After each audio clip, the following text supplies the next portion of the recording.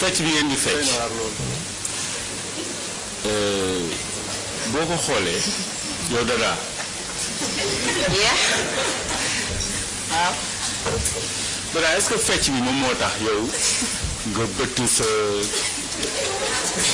sa kanam nga am ay piercing. mos nga ma ko wax nag quoi ni ma affaire dafa nice xamoon naa di nga ko tuddaat ci tey.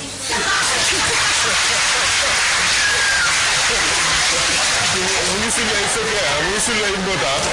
Dada apprécié woon avant. mais tey na apprécié grawul ko après. mais Dada léegi da may sosal. non du sos na apprécié mais. Dada bu mal nga waa léegi wuyu ma. waaw woo ma.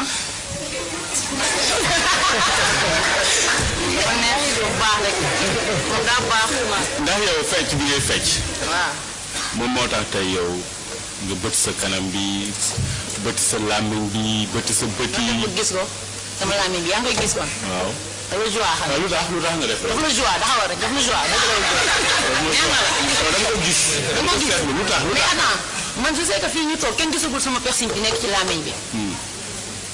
non attends yaa ngi njëkk a seetlu. waaw lu tax ma ne lu tax. xam nga avant tase nañ nga ne ma dafa nice mais tey moom waxoo loolu ok am problème nañ jàll am problème.